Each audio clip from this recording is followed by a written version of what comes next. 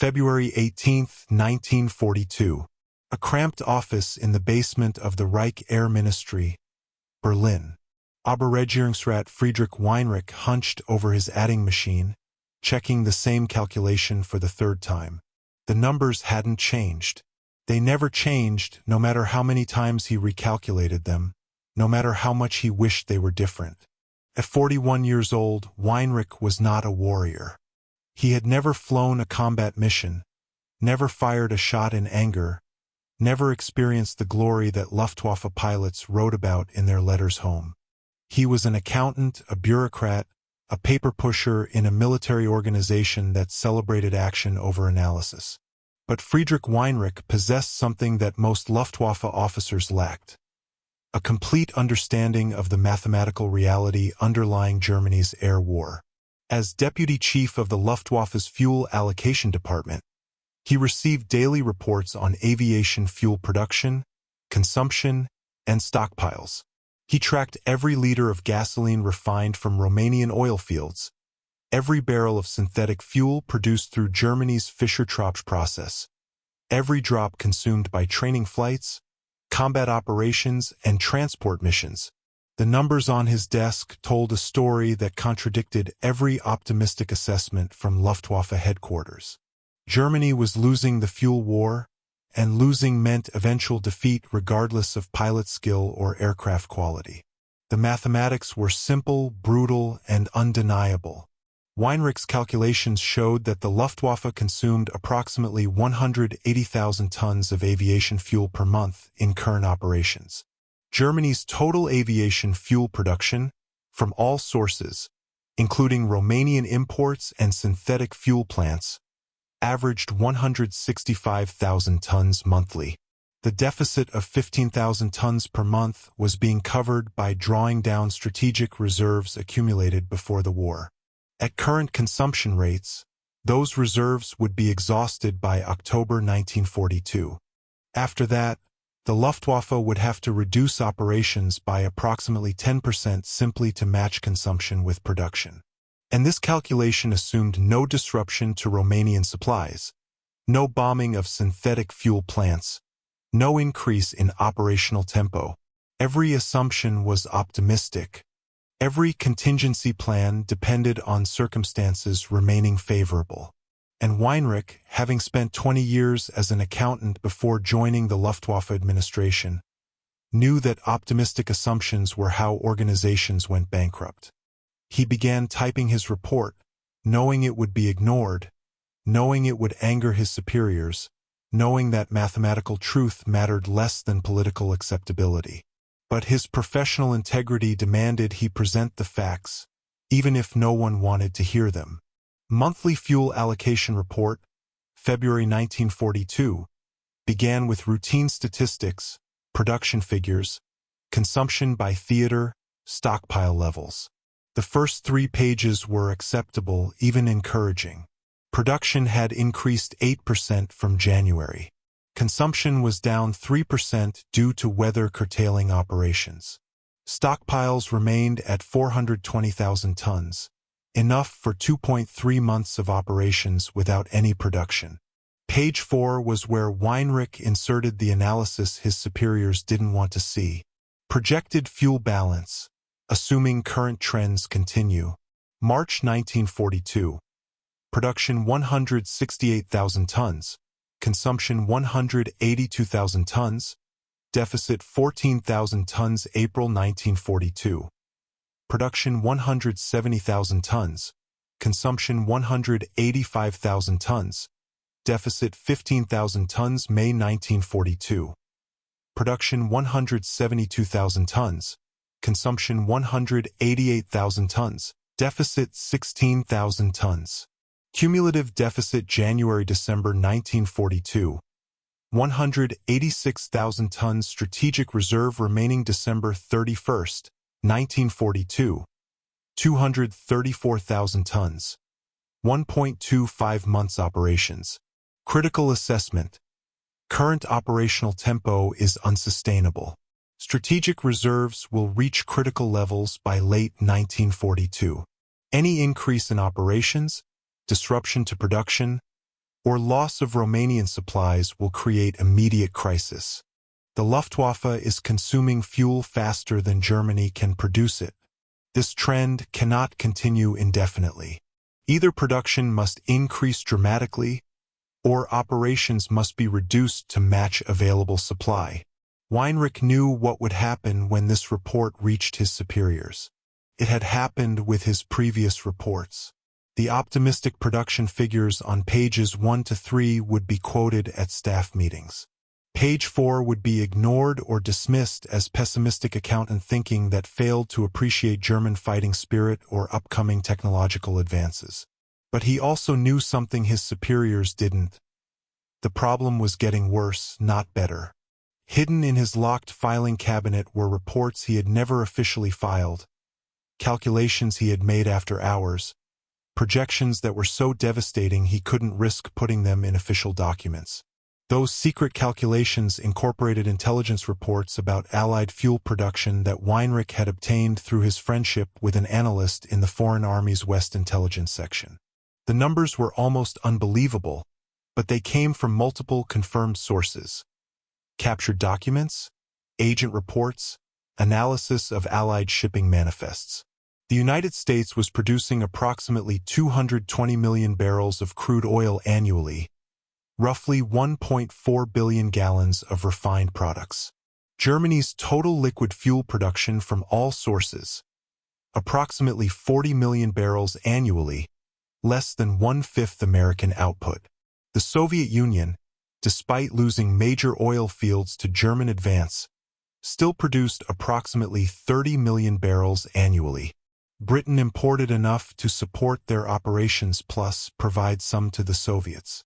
Combined Allied fuel production exceeded German production by approximately 7:1. This ratio was widening as American production increased and German synthetic fuel plants struggled with coal shortages, electrical power interruptions, and increasing need for defensive anti-aircraft installations. Weinrich's secret calculations projected the fuel situation to its logical conclusion. 1943. Strategic reserves exhausted by mid-year. Luftwaffe operations reduced 15 to 20% to match production. Training hours cut by 30% to conserve fuel. New pilot quality declines due to inadequate flight time. 1944. If Romanian oil fields lost, probability high given Soviet advances. German fuel production drops 40%. Luftwaffe operations reduced 50% or more. Training effectively ceases. Only elite units receive adequate fuel. Air superiority lost. 1945. Synthetic fuel plants become priority targets for Allied bombing. Production collapses. Luftwaffe becomes mostly grounded force with aircraft but no fuel to fly them. Tactical irrelevance. These projections assumed no miracles, no sudden technological breakthroughs, no collapse of Allied will. They assumed the arithmetic continued, that the side with more resources would eventually overwhelm the side with better tactics. And arithmetic always won in the end. But February 1942 was too early for anyone to accept such pessimism. Germany had just driven the Soviets back from Moscow. U-boats were sinking Allied shipping at record rates. Rommel was advancing in North Africa. The war was going well by every measure except the one Weinrich tracked, the mathematics of sustainable operations.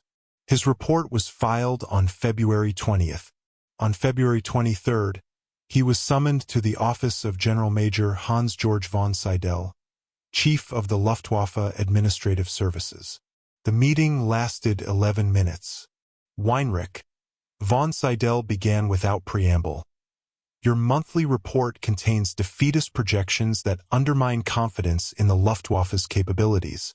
I am told you predict we will run out of fuel by year's end. Sir, I project that strategic reserves will reach critical levels by. Critical levels are not running out of fuel. Oberregierungsrat. Your language creates unnecessary alarm.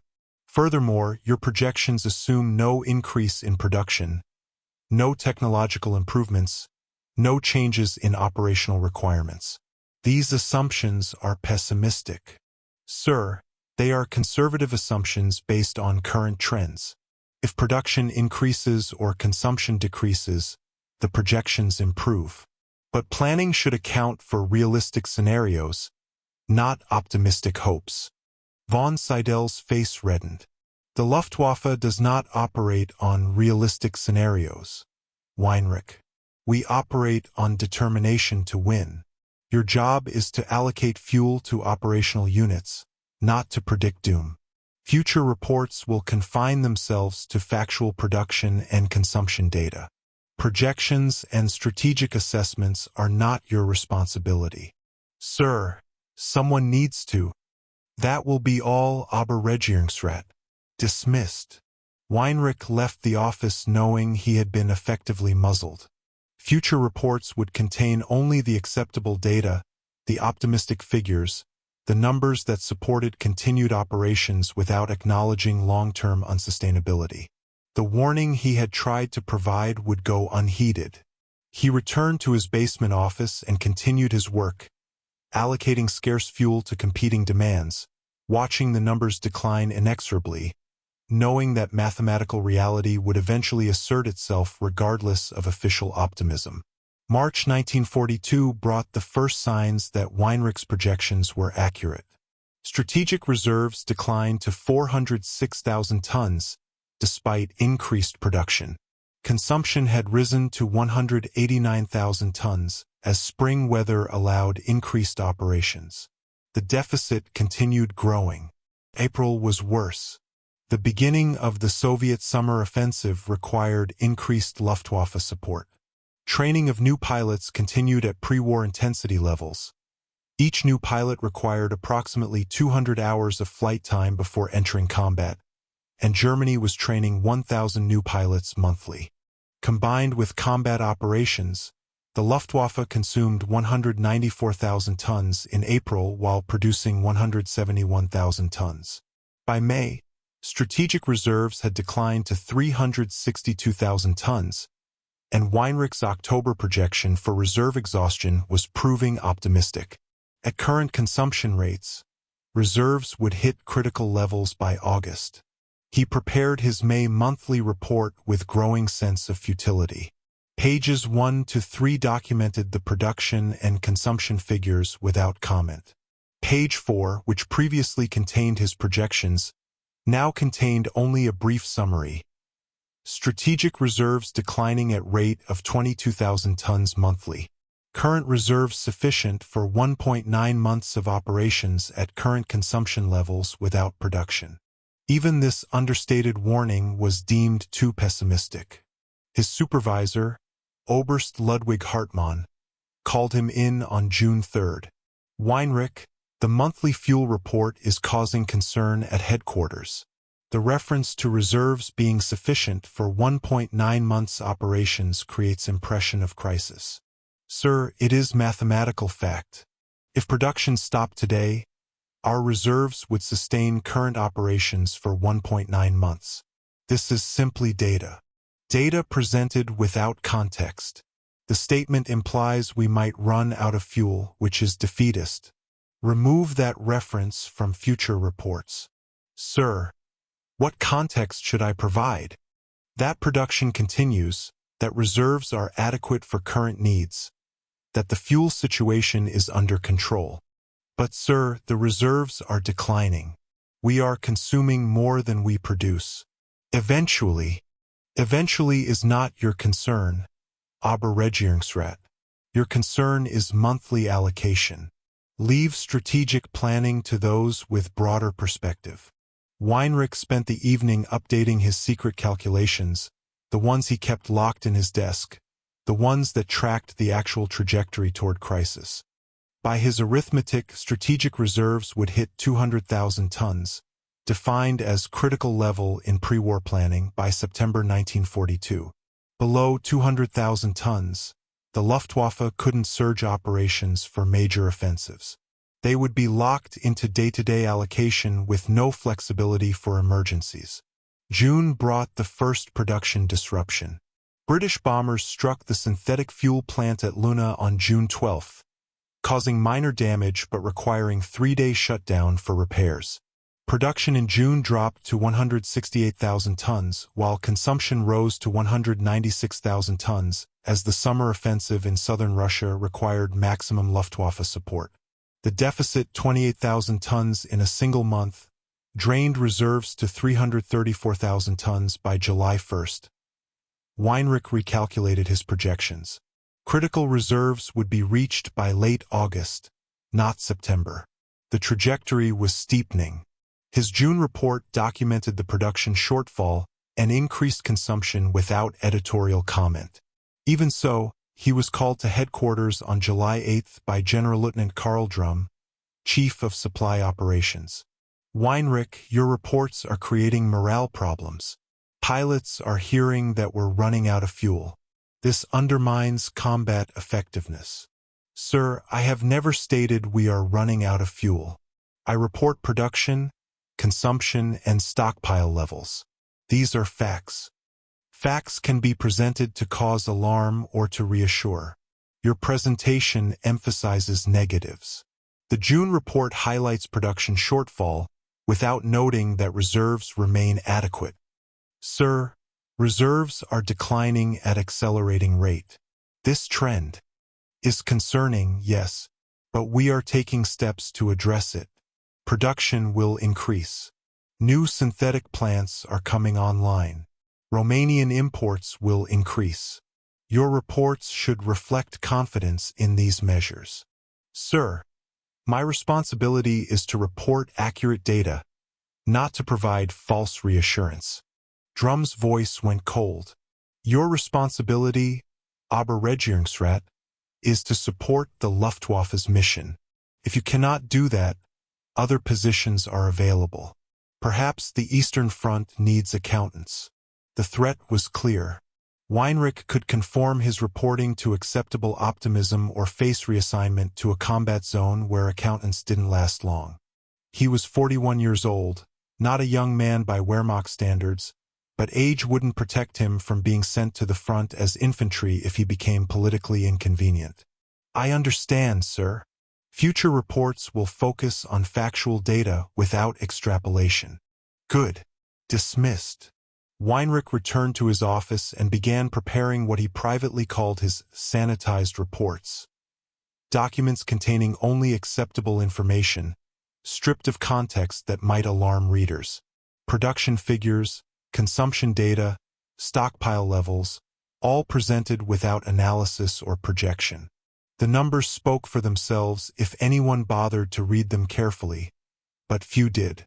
August 1942 brought the crisis Weinrich had predicted 6 months earlier. Strategic reserves dropped to 286,000 tons by mid-month, then to 258,000 tons by month's end. The Luftwaffe was supporting maximum effort in southern Russia, attempting to capture the Caucasus oil fields that might solve the fuel problem permanently. The irony wasn't lost on Weinrich. Germany was consuming its remaining fuel reserves to capture fuel supplies it would take months or years to develop even if successful. His August report documented reserves at 258,000 tons. No commentary, no analysis, just data. But the data was alarming enough that even the optimists at headquarters began asking questions. On September 2nd, Reich Marshal Hermann Göring personally requested a briefing on fuel supplies. Weinrich was not invited, too junior, too pessimistic, too likely to say uncomfortable things. Instead, General Major von Seidel delivered the briefing, using data from Weinrich's reports but with interpretations that emphasized positive aspects. Weinrich obtained a copy of the briefing notes from a sympathetic colleague. Von Seidel had reported, current fuel reserves, 258,000 tons, adequate for current operations. Production increasing with new synthetic plants coming online in October. Romanian imports stable at 60,000 tons monthly. Caucasus operation projected to yield 500,000 tons annually when oil fields captured and restored. Fuel situation manageable with proper allocation and prioritization. Everything von Seidel said was technically accurate. Reserves were adequate for current operations, for about 1.3 months without any production. Production was projected to increase with new plants. Romanian imports were currently stable. The Caucasus would yield substantial fuel if captured. What von Seidel didn't mention: reserves were half what they had been in January. The decline was accelerating. New synthetic plants required 6 months to reach full production.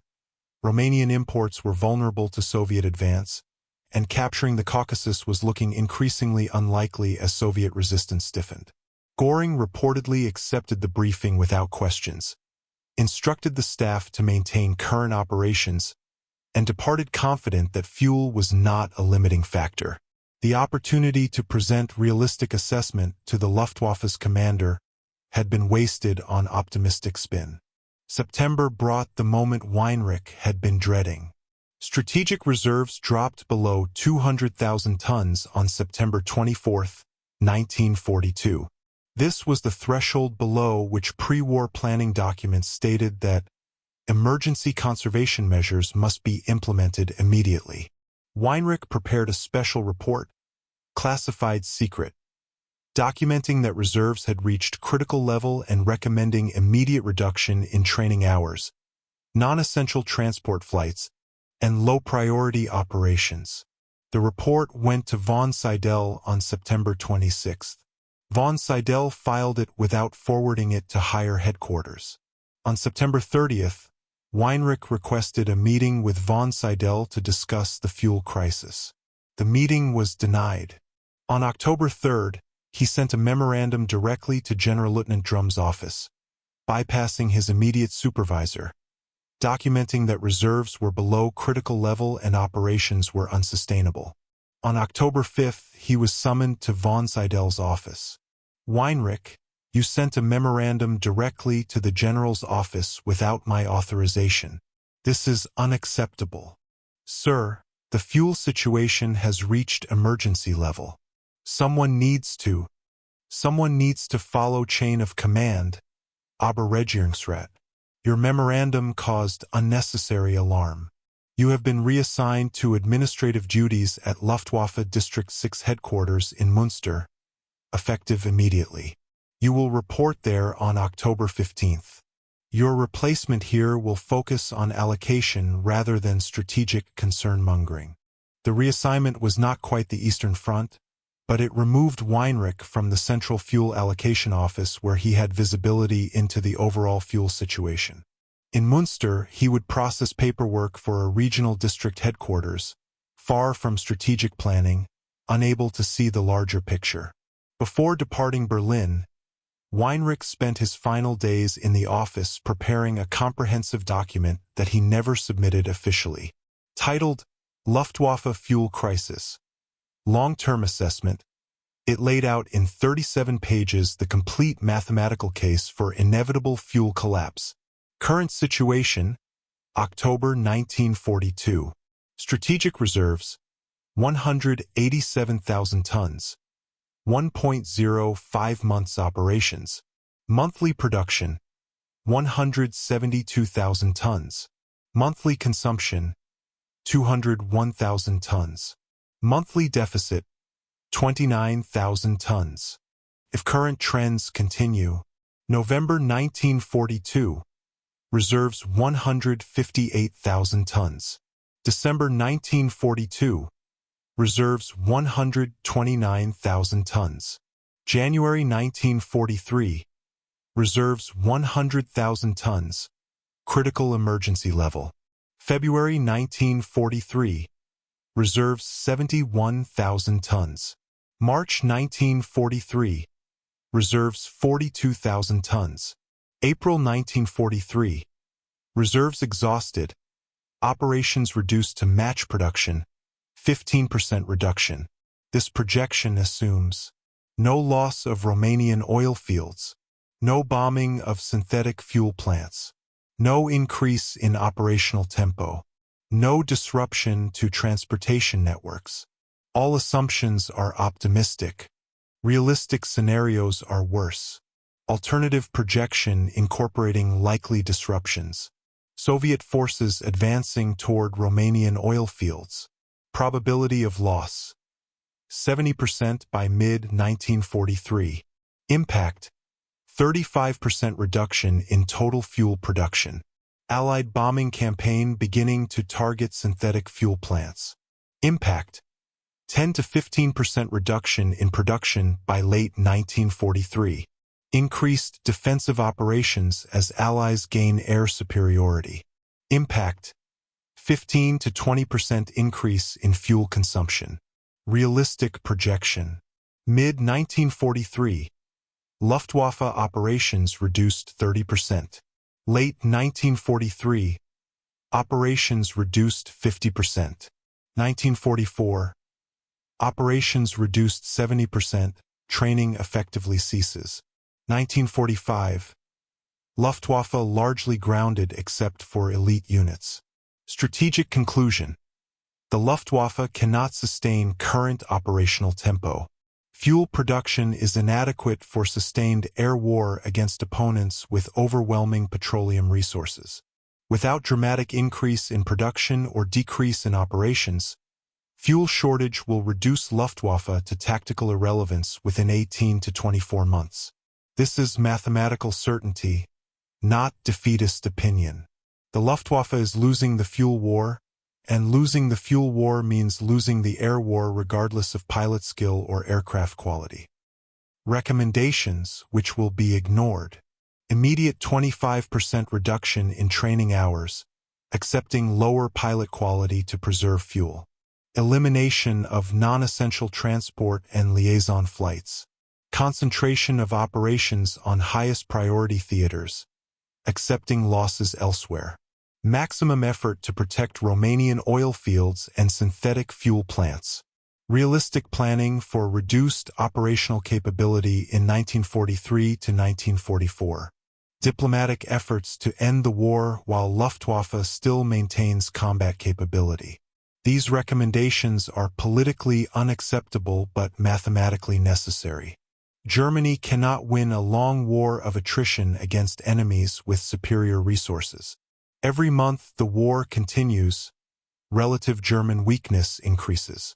The fuel crisis is symptom of larger strategic reality. Germany is fighting enemies with combined industrial capacity exceeding German capacity by factors of 5:1 or greater. This disparity manifests in fuel production, aircraft production, pilot training, everything required for sustained air operations. The Luftwaffe achieved extraordinary success in 1939 to 1941 through superior tactics, training, and equipment against enemies with similar or lesser resources. Against the United States and Soviet Union, with their vast petroleum reserves and industrial bases, German tactical excellence cannot overcome systemic resource disadvantage. This war will be lost, not because Luftwaffe pilots lack courage or skill, but because they will lack fuel to fly, ammunition to fight, and aircraft to replace losses. The mathematics guarantee it. Weinrich locked this document in his personal files, never submitting it, knowing it would end his career and change nothing. The truth was unacceptable, so it would remain unspoken. The fuel crisis would continue until operational reality forced recognition.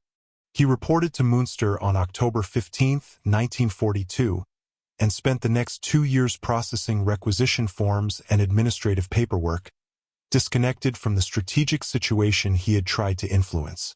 But he maintained his personal tracking of the fuel situation through informal contacts in Berlin and watched his predictions come true with grim precision.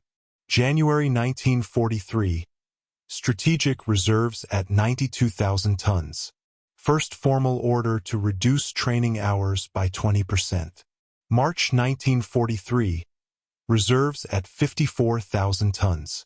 Emergency conservation measures implemented. Non-essential flights canceled. May 1943, Allied bombing campaign begins targeting synthetic fuel plants. Luna plant hit again, production disrupted. July 1943, Soviet forces recaptured Donetsk Basin, threatening approaches to Romanian oil fields. September 1943. Training hours reduced another 25%. New pilots entering combat with 150 hours flight time versus 200 hours in 1942. December 1943. Strategic reserves at 28,000 tons. Lowest level since war began. Luftwaffe operating hand-to-mouth, allocating fuel weekly rather than monthly. The crisis Weinrich had predicted in February 1942 had arrived by late 1943, delayed slightly by reduced operations in some theaters but inevitable in its arrival. By 1944, the Luftwaffe's fuel situation would collapse completely as his worst-case projections materialized. May 1944. Allied bombing campaign focuses specifically on synthetic fuel plants. Within weeks, German fuel production drops 50%. June 1944. Romanian oil fields increasingly threatened by Soviet advance. Imports becoming unreliable. August 1944. Romanian oil fields lost to Soviet occupation. German fuel production collapses to 40% of 1943 levels. September 1944. Luftwaffe pilot training effectively ceases due to fuel shortages. No fuel available for training flights. New pilots enter combat with as little as 30 hours flight time. October 1944. Strategic reserves effectively zero. Luftwaffe operates on current production only, unable to surge operations or build reserves. December 1944. Fuel allocated to support the Ardennes offensive, the final German attack in the West. Operation depends on capturing Allied fuel dumps because Wehrmacht cannot supply adequate fuel through own logistics. By early 1945, Weinrich's projections from 1942 had been proven absolutely accurate. The Luftwaffe had been reduced to tactical irrelevance not through combat losses but through fuel starvation. Germany possessed thousands of aircraft, parked and unflyable due to lack of fuel. Thousands of pilots, trained at tremendous cost but unable to fly combat missions. The infrastructure of air power existed but couldn't function without the petroleum that German production could never provide in adequate quantities. In March 1945, as Allied forces crossed the Rhine and Soviet forces approached Berlin, Weinrich was captured by American forces in Münster. His interrogation by American intelligence officers focused initially on Luftwaffe organization and strength, but when they discovered his background in fuel allocation, the questions became more specific. "How long have you known that Germany couldn't win?" the American colonel asked. February 1942. Weinrich answered without hesitation. "That's when the mathematics became clear. We were consuming fuel faster than we could produce it, and the deficit was growing. I calculated that strategic reserves would reach critical levels by late 1942, and that the Luftwaffe would be increasingly fuel-constrained thereafter." You predicted this in 1942, while Germany was still winning the war. The war was already lost in 1942.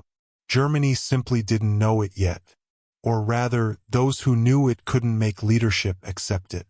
I wrote reports documenting the fuel crisis. They were ignored or suppressed. I prepared projections showing inevitable operational decline. I was reassigned away from strategic planning to prevent such defeatism. Why didn't Germany do something? Increase production, reduce consumption. Something? They tried. Production increased somewhat. Synthetic fuel plants were expanded. But Allied bombing destroyed plants faster than we could build them.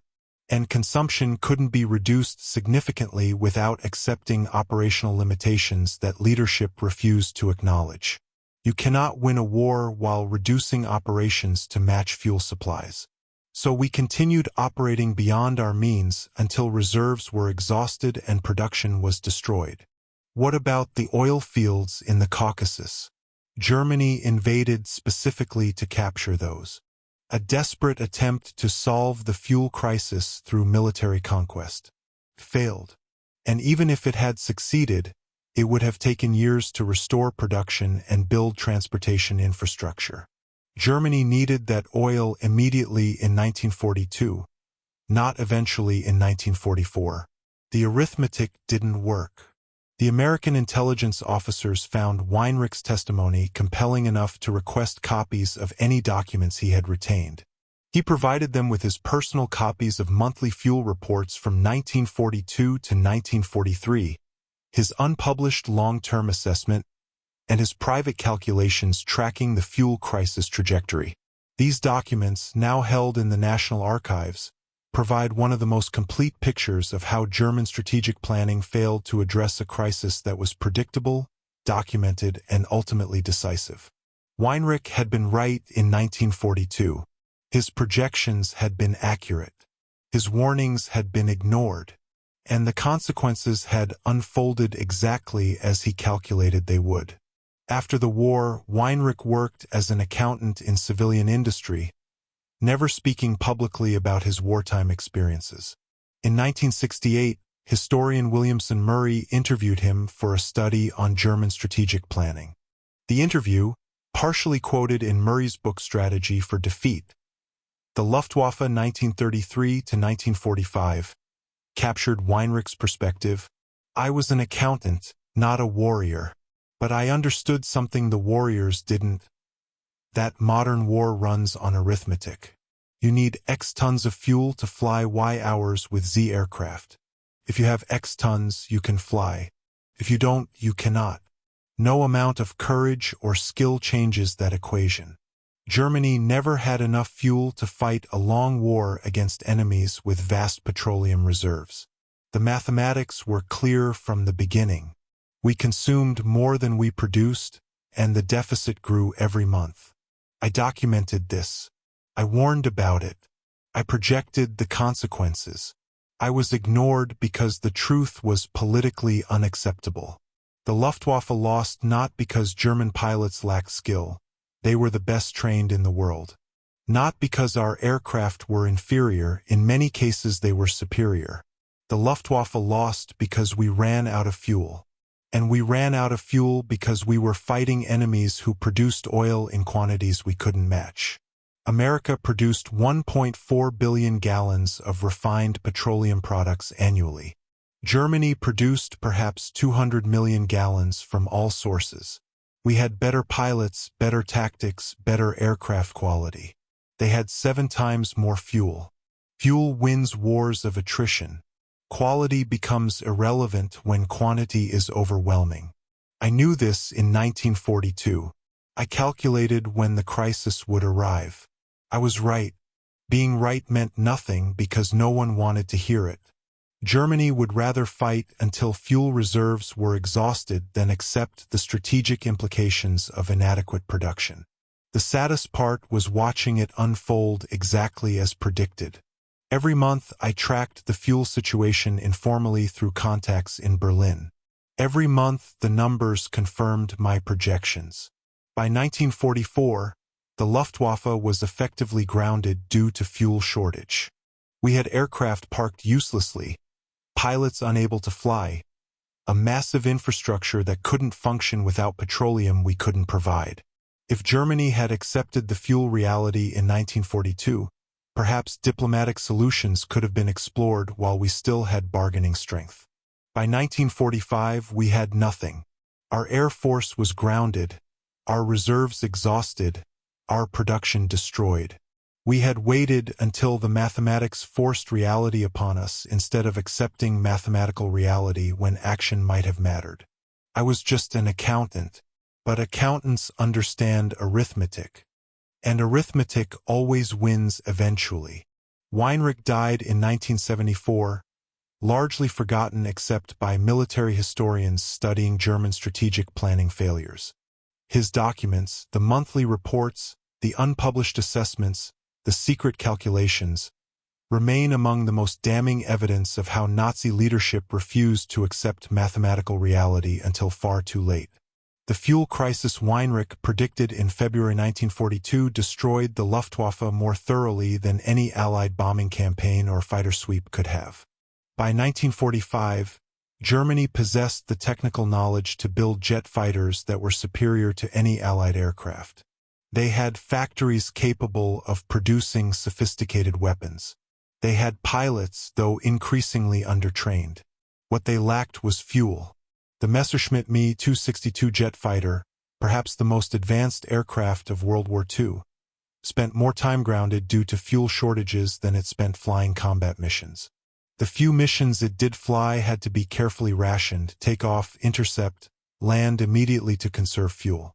No extended patrols, no training flights, no margin for error. This was the reality Weinrich had predicted. Technological excellence rendered irrelevant by resource shortage. The side with adequate technology and unlimited resources defeated the side with superior technology and inadequate resources. The mathematics guaranteed it. In museums today, documents from Weinrich's fuel allocation office are displayed alongside crashed German aircraft and captured equipment. The monthly reports show the inexorable decline of strategic reserves, the growing gap between production and consumption, the trajectory toward crisis that everyone in the Luftwaffe could have seen if they had been willing to look at data without ideological blinders. One particular document, Weinrich's February 1942 monthly report with his suppressed page 4 analysis, shows the moment when one mid-level bureaucrat understood that Germany had already lost the war. The projections on that page, predicting reserve exhaustion by October 1942, were too pessimistic to be acceptable. They were also too accurate to be wrong. Weinrich had been one man with an adding machine and honest assessment of arithmetic. He had no power to change policy, no authority to reduce operations, no ability to increase production. He could only document reality and hope that someone with power would act on that documentation. No one did. The Luftwaffe continued operating beyond its means, drawing down reserves, postponing inevitable crisis, believing that something would change, that synthetic fuel production would surge, that Romanian oil fields would remain secure, that the war would end before fuel ran out, that willpower and tactical excellence would overcome material disadvantage. None of it happened. The fuel ran out. The Luftwaffe was grounded. Germany lost. And an accountant in a basement office had known it was coming 3 years before it arrived, had documented it precisely, and had been ignored because mathematical truth was less acceptable than political fantasy. The lesson from Weinrich's experience transcends World War II. Organizations, militaries, nations can be destroyed not by lack of courage or skill but by refusal to accept mathematical reality. When arithmetic shows operations are unsustainable, when projections indicate crisis, when data contradicts comfortable assumptions, organizations face a choice: adapt to reality or continue until reality forces itself upon them. Germany chose denial over adaptation, continued operating until forced to stop, fought until fuel exhaustion made fighting impossible. Weinrich had tried to warn them. The numbers had tried to warn them. Mathematics had tried to warn them. They weren't listening. By the time they had no choice but to listen, it was far too late to matter. The Luftwaffe had been defeated not by superior Allied fighters but by empty fuel tanks. The accountant had been right all along. The arithmetic had won, just as arithmetic always does.